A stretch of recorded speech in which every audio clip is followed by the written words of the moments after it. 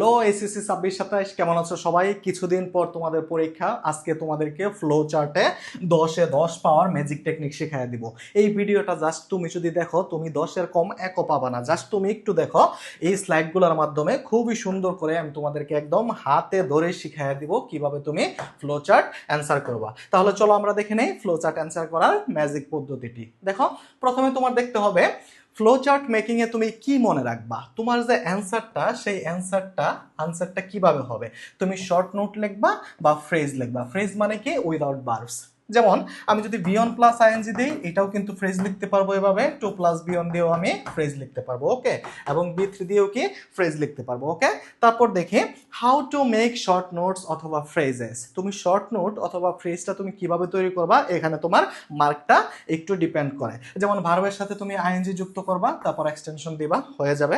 তারপর most important যেটা being plus extension তুমি কখন দিবা। ফ্লো চার্টে যদি তুমি দেখো am is are was were আছে, তার পরিবর্তে তুমি লিখবা কি বিং প্লাস এক্সটেনশন। তার মানে am is are was were তুমি লিখতে পারবা না।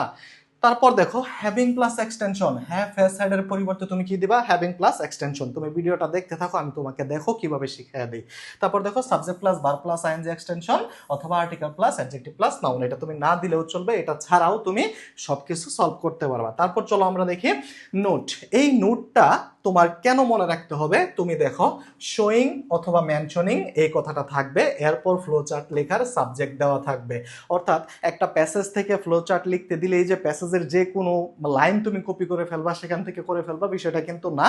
এই কারণেই কিন্তু আমরা নাম্বারটা কম পাই। তুমি শোয়িং বা মেনশনিং দিয়ে যেই টপিকটা থাকবে সেই অনুযায়ী কাজ করতে হবে। আমরা আরেকটু কিছু দেখে নেই, যেমন অক্সিলারি ভার্ব থাকবে না, মডাল ভার্ব থাকবে না, অ্যাডভার্ব থাকবে না, অর্থাৎ বাদ যাবে, ঠিক আছে। Answer should be in box, ঠিক আছে। ইনবক্স, বক্সের মধ্যে দিতে হবে নো বক্স নো মার্কস। তোমার এটা মনে রাখতে হবে। চলো আমরা রিয়েল প্র্যাকটিসে চলে যাই। Flow chart with real practice.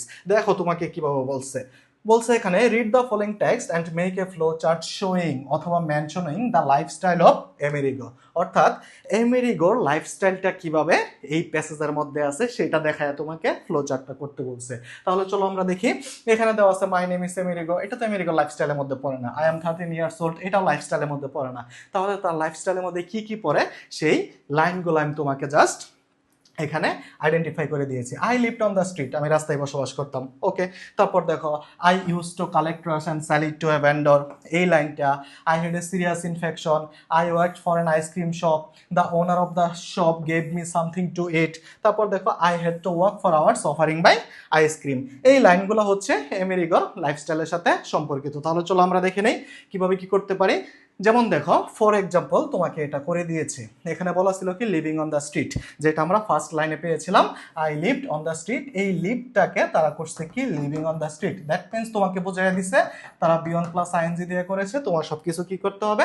বিয়ন plus ING দিয়ে করতে হবে। এখন দেখো flow chart with real practice আমরা কিভাবে করব।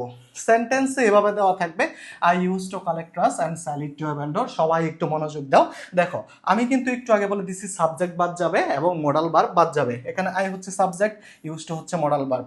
যেহেতু বিয়ন প্লাস আইএনজি দিয়ে করেছে, তুমি কি করবা? কালেক্ট। তাহলে কি হয়ে যাবে? Collecting trash and selling it to a vendor. আরেকটু কথা আমি একটু না বললেই নয়। এখানে দেখো সেল ছিল, তাহলে সেটা কেন সেলিং হলো? তুমি মনে রাখবা এন্ড এর আগে যেই ফর্মে থাকে এন্ড এর পরেও সেই ফর্মে থাকবে। তারপর আমার যে সিলেক্টেড 2 নাম্বার ওয়ার্ডটা ছিল সেন্টেন্সটা, সেটা ছিল I had a serious infection, okay. Subject I but had.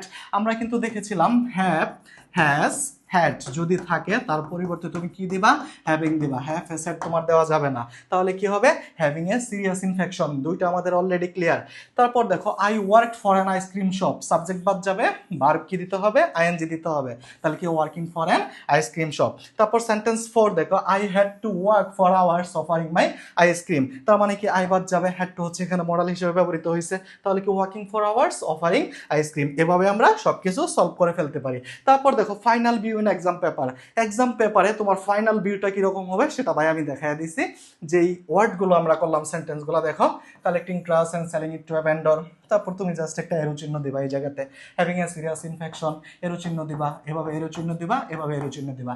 এই ভিডিওর পুরো নোটটা যদি পেতে চাও, ক্লাস নোটটা পেতে চাও, ভিডিওটা জাস্ট শেয়ার দিয়ে আমাকে ইনবক্স করো, তুমি পুরো নোটটা পেয়ে যাবা এবং 10-এ 10 নিশ্চিত পাবা। থ্যাংক ইউ সবাইকে।